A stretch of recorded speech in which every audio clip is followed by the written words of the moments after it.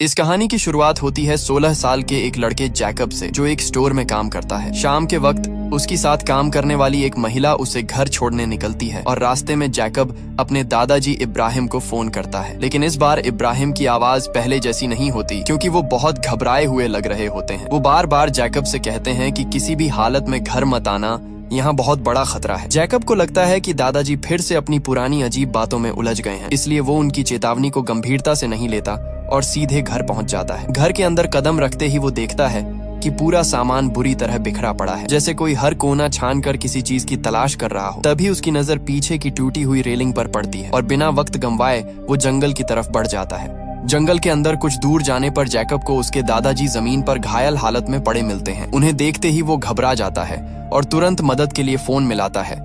लेकिन तभी इब्राहिम आखिरी बार उसका हाथ पकड़ लेते हैं। टूटी हुई सांसों के बीच वो जैकब से कहते हैं कि उसे आयरलैंड जाना होगा और वहां एक खास पक्षी उसे सारी सच्चाई बताएगा। इसके साथ ही वो उसे 3 सितंबर 1943 के काल चक्र के अंदर जाने के लिए भी कहते हैं। जैकब उनकी बातों का मतलब बिल्कुल नहीं समझ पाता, फिर भी उनसे वादा कर लेता है कि वो उनकी आखिरी इच्छा जरूर पूरी करेगा। अगले ही पल इब्राहिम हमेशा के लिए इस दुनिया को छोड़ देते हैं। तभी जैकब पीछे मुड़कर देखता है तो उसे कुछ पलों के लिए एक डरावना साया दिखाई देता है।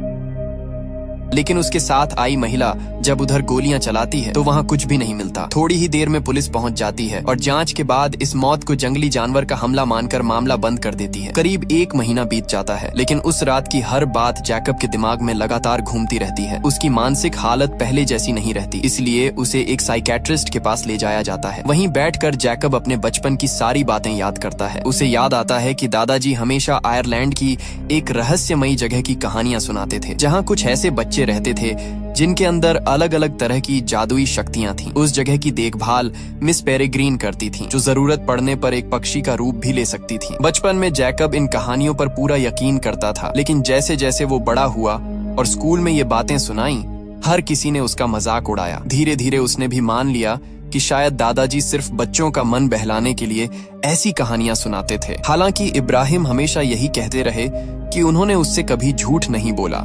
कुछ समय बाद जैकब अपने दादाजी का घर खाली करने पहुंचता है, जहां उसकी आंटी उसे उनका पुराना सामान सौंपती है। उन्हीं चीजों के बीच उसे एक पोस्ट कार्ड मिलता है, जिसे देखकर वो हैरान रह जाता है। ये पोस्ट कार्ड मिस पेरेग्रीन ने इब्राहिम के नाम भेजा था, जिसमें लिखा था कि वो और बाकी सभी बच्चे आज भी उनका इंतजार कर रहे हैं। इस एक खत को पढ़ते ही जैकब के मन में फिर से वही सवाल उठने लगते हैं जिन्हें वो इतने सालों से झूठ समझता आया था। वो ये पोस्ट कार्ड अपनी साइकेट्रिस्ट को दिखाता है और कहता है कि अगर वो खुद उस जगह पर जाकर सब कुछ देख ले तो शायद उसे भी सच्चाई का पता चल जाएगा। साइकेट्रिस्ट भी उसे वहां जाने की सलाह देती है, क्योंकि उसके मुताबिक तभी जैकब अपने भ्रम और हकीकत के बीच का फर्क समझ पाएगा।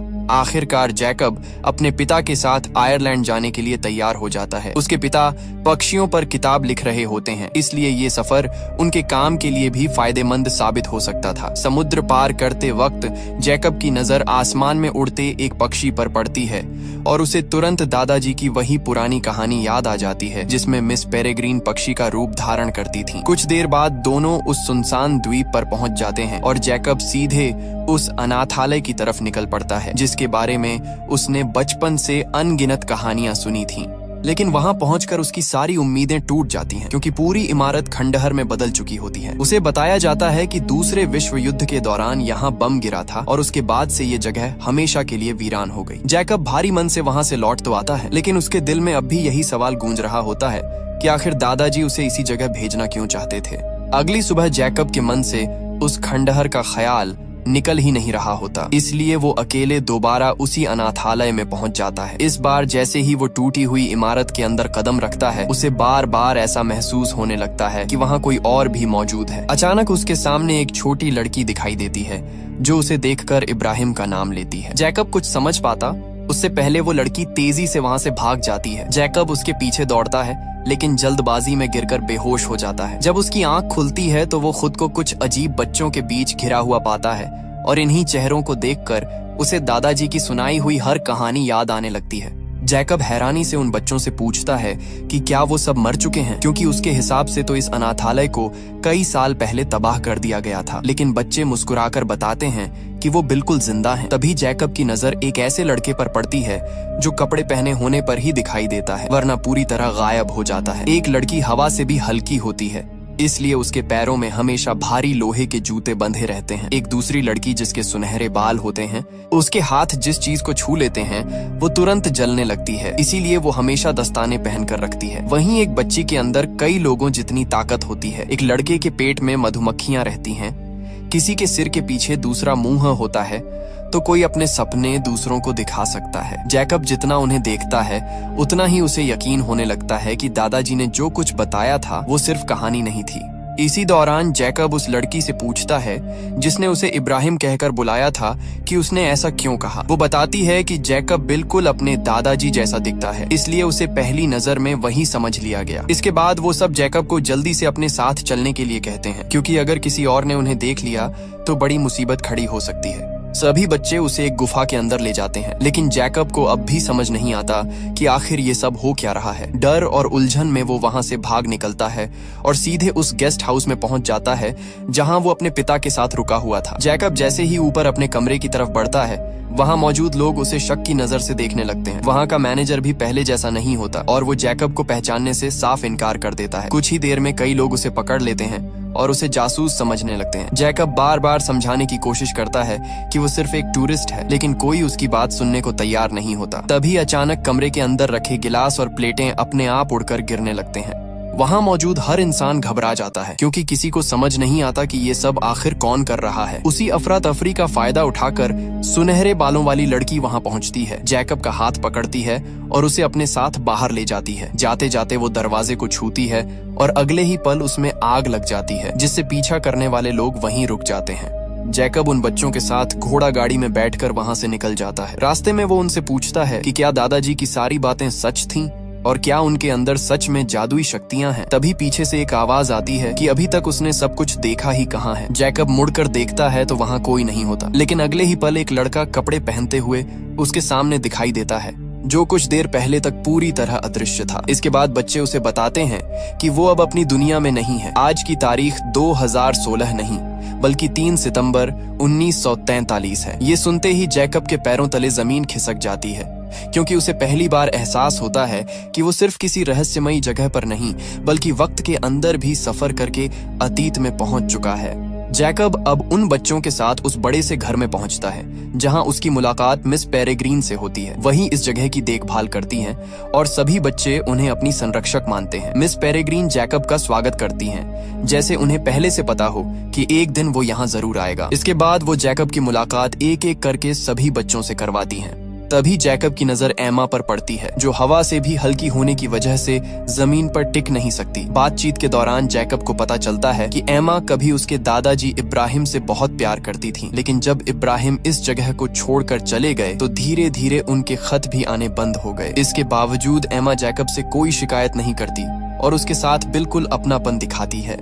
शाम होते ही सभी बच्चे एक साथ डिनर के लिए बैठते हैं। जैकब पहली बार उनके बीच बैठकर उनकी जिंदगी को करीब से देखता है। तभी उसकी मुलाकात इनॉक नाम के लड़के से होती है, जिसके अंदर मरे हुए जीवों को दोबारा जिंदा करने की शक्ति होती है।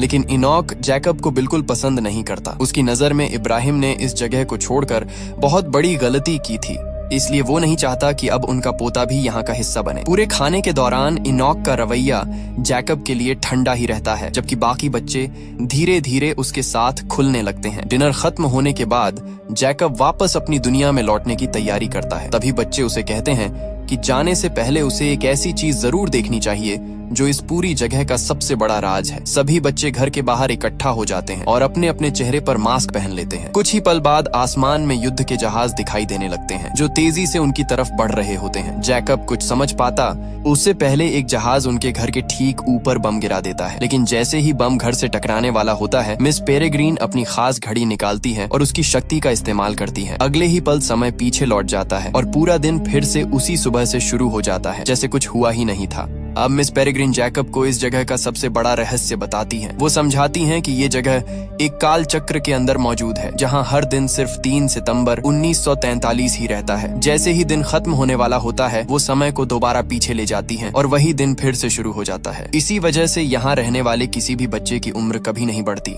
दूसरी तरफ असली दुनिया का समय लगातार आगे बढ़ता रहता है, इसलिए बाहर की दुनिया में कई दशक गुजर चुके हैं, लेकिन इस काल चक्र के अंदर रहने वाले सभी बच्चे अब भी उसी उम्र में हैं। जैकब को अब समझ आने लगता है कि दादाजी ने आखिर क्यों कहा था कि उसे इसी तारीख और इसी जगह पर आना होगा। कुछ देर बाद जैकब उसी गुफा के रास्ते वापस अपनी दुनिया यानी 2016 में लौट आता है। अपने कमरे में पहुंचकर वो खत निकालता है जिसे वो मिस पेरेग्रीन के घर से चुपके से ले आया था। ये खत उसके दादाजी ने मिस पेरेग्रीन के नाम लिखा था। खत पढ़ते ही जैकब के चेहरे का रंग बदल जाता है, क्योंकि उसमें लिखा होता है कि मिस्टर बैरन के लोग इंग्लैंड के एक दूसरे कालचक्र के आसपास दिखाई दिए हैं। इब्राहिम ने खत में साफ चेतावनी दी थी कि दुश्मन बहुत जल्द बाकी कालचक्रों तक भी पहुंच सकता है, इसलिए बच्चों को बचाने के लिए नया और सुरक्षित कालचक्र बनाना जरूरी है। यही खत जैकब को पहली बार यह एहसास कराता है कि उसके दादाजी जिस खतरे की बात करते थे वो अब पहले से कहीं ज्यादा करीब आ चुका है। अगले दिन जैकब वही खत लेकर दोबारा कालचक्र के अंदर पहुंच जाता है और सीधे मिस पेरेग्रीन से मिलने जाता है। वो उन्हें बताता है कि उसके दादाजी की मौत किसी जंगली जानवर की वजह से नहीं हुई, बल्कि किसी ने उनका पीछा किया था। जैकब ये भी कहता है कि अगर इब्राहिम का उन खतरनाक लोगों से कोई रिश्ता था तो उसे पूरी सच्चाई जाननी होगी। मिस पेरेग्रीन उसके हाथ में मौजूद खत देखती है, लेकिन उसे डांटते हुए कहती हैं कि उसे बिना इजाजत ये खत कभी नहीं लेना चाहिए था। इसके बावजूद वो समझ जाती हैं कि अब जैकब को सच से ज्यादा देर तक दूर नहीं रखा जा सकता। हालांकि वो अभी भी पूरी बात बताने से बचती हैं और जैकब को अपने साथ चलने के लिए कहती हैं। इसके बाद एमा जैकब को एक ऐसी जगह लेकर जाती है जहाँ वो पहले कभी नहीं गया होता। वहाँ पहुंचकर जैकब देखता है कि मिस पेरेग्रीन पहले से किसी चीज का इंतजार कर रही हैं, जैसे उन्हें ठीक ठीक पता हो कि अगले ही पल क्या होने वाला है। कुछ ही देर बाद एक अदृश्य दैत्य वहां आ पहुंचता है। वहां मौजूद बाकी बच्चों को वो बिल्कुल दिखाई नहीं देता, लेकिन जैकब साफ साफ उसे देख लेता है। मिस पेरेग्रीन बिना देर किए उस दैत्य पर हमला करती है और आखिरकार उसे खत्म कर देती है। पूरा दृश्य देखकर जैकब हैरान रह जाता है। दैत्य के मरने के बाद एमा जैकब से पूछती है कि क्या उसने भी उस जीव को देखा था। जब जैकब हाँ में जवाब देता है तो एमा बताती है कि यही उसकी असली शक्ति है। उस दैत्य को यहाँ मौजूद कोई भी बच्चा नहीं देख सकता, लेकिन जैकब ने उसे साफ देख लिया। वो कहती है कि बिल्कुल यही ताकत उसके दादाजी इब्राहिम के अंदर भी थी। जैकब अब भी खुद को एक साधारण लड़का मानता है, लेकिन एमा उसे समझाती है कि अगर वो आम इंसान होता तो कभी इस कालचक्र के अंदर प्रवेश ही नहीं कर पाता। तभी मिस पेरेग्रीन भी वहां आ जाती हैं और बताती हैं कि उन्हें जैकब के जन्म से ही उसकी शक्ति के बारे में पता था। इब्राहिम चाहते थे कि उनका पोता पहले सामान्य जिंदगी जिए, इसलिए उन्होंने उसके 18वें जन्मदिन से पहले ये राज कभी नहीं बताया।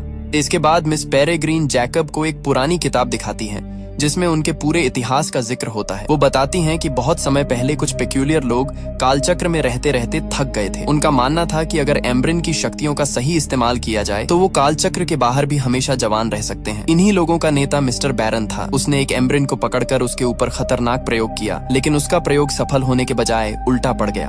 अमर बनने की जगह वो और उसके साथी भयानक अदृश्य दैत्यों में बदल गए। कई सालों की कोशिश के बाद बैरन को फिर इंसानी रूप पाने का तरीका मिल गया। उसे पता चला कि अगर वो शक्तिशाली बच्चों की आंखें निकालकर उनका इस्तेमाल करे तो वो खुद और अपने साथियों को दोबारा इंसान बना सकता है। तभी से वो अलग अलग काल चक्रों पर हमला करके बच्चों का शिकार कर रहा था। इतने में वहाँ एक दूसरी एम्ब्रिन पहुँचती है जो बुरी तरह डरी हुई होती है। वो बताती है कि बैरन ने उसके काल चक्र का पता लगा लिया था और उसके लगभग सभी बच्चों को मार डाला। किसी तरह अपनी जान बचाकर वो यहाँ तक पहुँच पाई है। वो सबको चेतावनी देती है कि अब कोई भी काल चक्र सुरक्षित नहीं रहा। बैरन पहले से ज्यादा ताकतवर हो चुका है और इस बार उसका निशाना सिर्फ बच्चे नहीं बल्कि एम्ब्रिन भी हैं। ये बात सुनते ही मिस पेरेग्रीन समझ जाती हैं कि अब यहाँ रुकना खतरे से खाली नहीं है। वो फैसला करती हैं कि सभी बच्चों को लेकर जल्द से जल्द नया और सुरक्षित कालचक्र ढूंढना होगा, क्योंकि दुश्मन अब उनके दरवाजे तक पहुंचने ही वाला है। मिस पेरेग्रीन सभी बच्चों को जल्दी से सफर की तैयारी करने के लिए कह देती हैं। दूसरी एम्ब्रिन की बातों से साफ हो चुका था कि बैरन एक एक करके हर काल चक्र तक पहुंच रहा है, लेकिन जैकब इस लड़ाई का हिस्सा नहीं बनना चाहता। उसे लगता है कि ये दुनिया उसकी नहीं है, इसलिए वो किसी से कुछ कहे बिना वापस अपनी दुनिया यानी 2016 में लौट आता है। वहां पहुंचकर भी उसका मन बिल्कुल शांत नहीं होता, क्योंकि काल चक्र में देखी हर चीज लगातार उसके दिमाग में घूम रही होती है। तभी रास्ते में उसकी नजर एक ऐसी लाश पर पड़ती है जिसकी हालत बिल्कुल उसके दादाजी जैसी होती है। उसी पल उसे यकीन हो जाता है कि अदृश्य दैत्य अब उसकी दुनिया तक भी पहुंच चुके हैं। जैकब बिना एक पल गंवाए दोबारा गुफा की तरफ भागता है ताकि मिस पेरेग्रीन को इस नए खतरे के बारे में बता सके, लेकिन उसे बिल्कुल भी अंदाजा नहीं होता कि कोई लगातार उसका पीछा कर रहा है। जैसे ही वो गुफा के अंदर दाखिल होता है उसके पीछे पीछे एक आदमी भी वहां पहुंच जाता है। पहले तो वो खुद को एक साधारण इंसान की तरह पेश करता है और जैकब से सवाल पूछने लगता है, लेकिन अगले ही पल उसका चेहरा बदलने लगता है। जैकब हैरान रह जाता है क्योंकि उसके सामने खड़ा इंसान कोई और नहीं बल्कि वही साइकेट्रिस्ट होता है जिससे वो पिछले कई दिनों से मिलता आ रहा था। अब उसका असली रूप सामने आ चुका था और वही खतरनाक बैरन था जिसकी कहानियां मिस पेरेग्रीन ने अभी अभी उसे सुनाई थीं। बैरन जैकब को बंदी बनाकर सीधे मिस पेरेग्रीन के घर पहुंच जाता है। वहां पहुंचते ही वो साफ कह देता है कि अगर मिस पेरेग्रीन ने खुद को उसके हवाले नहीं किया तो जैकब जिंदा नहीं बचेगा। मिस पेरेग्रीन अच्छी तरह जानती थीं कि जैकब की शक्ति उनके लिए कितनी अहम है, क्योंकि अदृश्य दैत्यों को देखने वाला अब वही अकेला इंसान बचा था। बच्चों की जान बचाने के लिए वो अपनी मर्जी से पक्षी का रूप धारण करती हैं और बैरन खुद उन्हें एक पिंजरे में कैद कर लेता है। जाने से पहले मिस पेरेग्रीन जैकब की तरफ देखती हैं और उसे सिर्फ एक जिम्मेदारी सौंपती हैं। वो कहती हैं कि अब बाकी सभी बच्चों की सुरक्षा उसी के हाथ में है। इसके बाद बैरन उन्हें अपने साथ लेकर वहां से निकल जाता है। दूसरी एम्ब्रिन बच्चों को लेकर वहां से सुरक्षित निकलने की कोशिश करती है, लेकिन तभी एक अदृश्य दैत्य उन पर हमला कर देता है और उन्हें भी पकड़ लिया जाता है। हालांकि इस अफरा तफरी के बीच जैकब और बाकी सभी बच्चे किसी तरह घर से बाहर निकलने में कामयाब हो जाते हैं। तभी आसमान में फिर से युद्ध के जहाज दिखाई देने लगते हैं। इस बार कोई भी समय को पीछे नहीं घुमा सकता क्योंकि मिस पेरेग्रीन अब वहां मौजूद नहीं थी। कुछ ही सेकंड बाद बम सीधे घर पर गिरता है और पूरा अनाथालय जोरदार धमाके के साथ तबाह हो जाता है। लेकिन बच्चे पहले ही बाहर निकल चुके होते हैं, इसीलिए उनकी जान बच जाती है। उसी धमाके में वहां मौजूद अदृश्य दैत्य भी खत्म हो जाता है और अब उनके पास पीछे लौटने के लिए कोई घर नहीं बचता। घर के पूरी तरह बर्बाद होने के बाद जैकब सभी बच्चों को इकट्ठा करता है। अब सबका सिर्फ एक ही मकसद होता है, किसी भी कीमत पर मिस पेरेग्रीन को बैरन के कब्जे से छुड़ाना। बच्चों को अंदाजा होता है कि बैरन उन्हें कहां लेकर गया होगा, इसलिए वो समुद्र के किनारे पहुंच जाते हैं। वहां एमा अपनी शक्ति का इस्तेमाल करके समुद्र की गहराई में डूबे एक पुराने जहाज को ऊपर ले आती है। जहाज के अंदर कई पुराने कंकाल भी पड़े होते हैं, लेकिन इस वक्त किसी का ध्यान उन पर नहीं होता। सभी बच्चे उसी जहाज पर सवार होकर बैरन के ठिकाने की तरफ निकल पड़ते हैं। समुद्र का सफर तय करने के बाद जैकब और बाकी सभी बच्चे उस जगह के करीब पहुंच जाते हैं जहां बैरन ने अपना ठिकाना बनाया होता है। रास्ते में एमा अपनी शक्ति से पूरे जहाज को संतुलित रखती है, जबकि बाकी बच्चे चुपचाप आगे की तैयारी करते रहते हैं। अब किसी के चेहरे पर डर नहीं, बल्कि मिस पेरेग्रीन को वापस लाने का इरादा साफ दिखाई देता है। कुछ देर बाद उन्हें दूर वही इमारत नजर आने लगती है जहां बैरन अपने अगले प्रयोग की तैयारी कर रहा होता है। सभी बच्चे बिना शोर किए किनारे उतरते हैं और अलग अलग रास्तों से अंदर घुसने का फैसला करते हैं ताकि दुश्मन को उनके आने की भनक न लगे। सबसे पहले एमा अंदर पहुंचती है और सीधे बैरन के सामने खड़ी हो जाती है। वो उसे साफ चेतावनी देती है कि अगर उसने मिस पेरेग्रीन और बाकी एम्ब्रेंस को तुरंत आजाद नहीं किया तो उसका अंजाम अच्छा नहीं होगा। साथ ही वो ये भी बता देती है कि उनका एक अदृश्य दैत्य पहले ही मारा जा चुका है। एमा की बात सुनकर बैरन गुस्से से भर जाता है। उसे यकीन ही नहीं होता कि कुछ बच्चे उसके सबसे ताकतवर हथियार को खत्म कर सकते हैं। अगले ही पल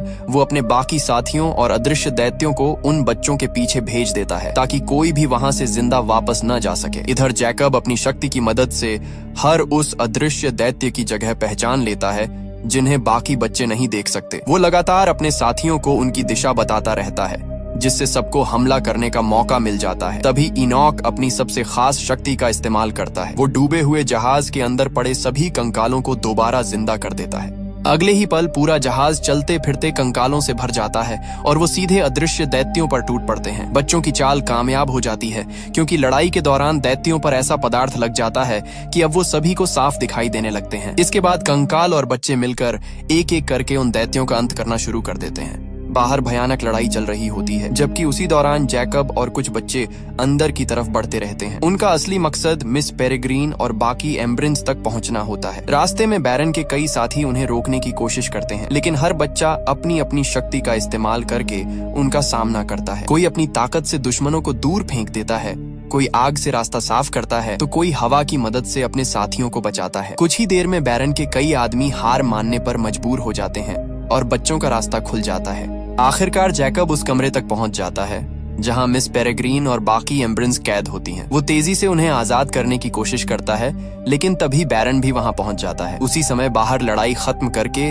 बाकी बच्चे भी अंदर आ जाते हैं। जैसे ही सबकी नजर सामने खड़े जैकब पर पड़ती है, वो हैरान रह जाते हैं क्योंकि वहाँ एक नहीं बल्कि 2 जैकब खड़े होते हैं। किसी को समझ नहीं आता कि असली जैकब कौन है और बैरन ने किसका रूप धारण किया है। इसी उलझन के साथ लड़ाई का सबसे खतरनाक मुकाबला शुरू होने वाला होता है। उसी वक्त जैकब को अचानक अपनी तरफ बढ़ता हुआ एक अदृश्य दैत्य दिखाई देता है। बाकी किसी बच्चे को वो जीव नजर नहीं आ रहा होता, लेकिन जैकब तुरंत समझ जाता है कि यही उसकी सबसे बड़ी ताकत साबित हो सकती है। वो जोर से चिल्लाकर कहता है कि अब असली और नकली का फैसला खुद हो जाएगा।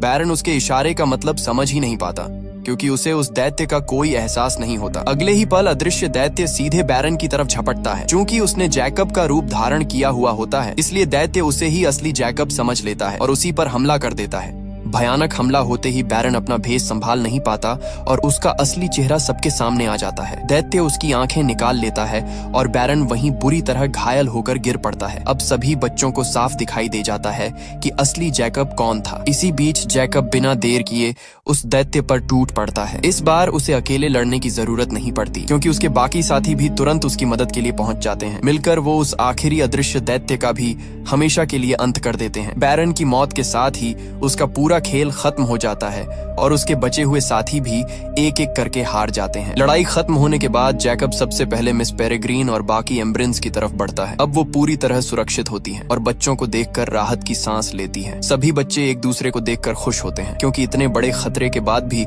उनमें से कोई पीछे नहीं हटता। लेकिन ये खुशी ज्यादा देर नहीं टिकती, क्योंकि मिस पेरेग्रीन तुरंत सबको याद दिलाती हैं कि वो अभी भी अपने असली समय से बहुत दूर हैं। अगर बच्चे ज्यादा देर तक इसी वक्त में रुके रहे तो काल चक्र के बाहर उनकी उम्र तेजी से बढ़ने लगेगी और उनकी जान भी खतरे में पड़ सकती है।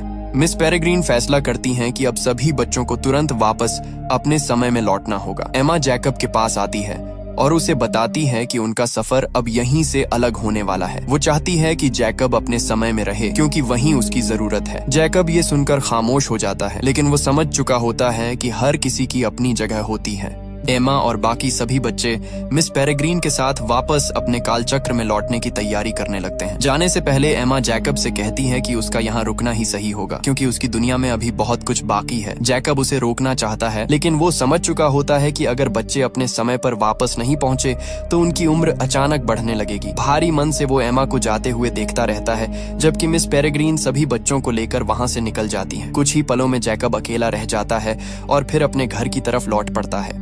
घर पहुंचते ही जैकब सीधे अपने दादाजी इब्राहिम से मिलने जाता है। उन्हें अपने सामने जिंदा देखकर उसकी आंखों में खुशी साफ दिखाई देती है और वो बिना कुछ सोचे उन्हें गले लगा लेता है। इब्राहिम भी सब कुछ समझ जाते हैं, क्योंकि उन्हें पहले से अंदाजा था कि एक दिन जैकब ये पूरा सफर तय करके जरूर लौटेगा।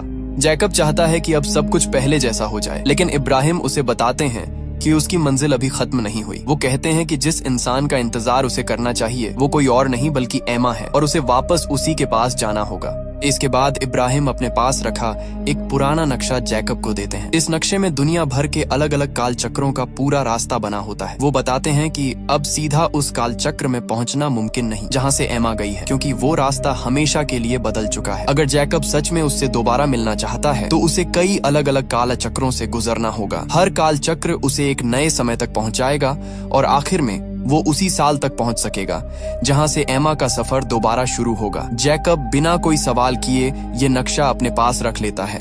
इसके बाद जैकब अपनी नई यात्रा शुरू करता है। वो एक काल चक्र से निकलकर दूसरे काल चक्र में जाता है और लगातार समय के अलग अलग पड़ाव पार करता रहता है। आखिरकार लंबा सफर तय करने के बाद वो 1942 में पहुंच जाता है, लेकिन यहाँ पहुंचने के बाद भी उसकी मंजिल पूरी नहीं होती, क्योंकि एमा से मिलने के लिए उसे पूरे 1 साल इंतजार करना पड़ता है। इस दौरान वो अपनी पहचान छिपाकर रहता है और हालात के मुताबिक आगे बढ़ता रहता है। उसे अच्छी तरह पता होता है कि सही दिन आने से पहले वो कुछ भी बदल नहीं सकता।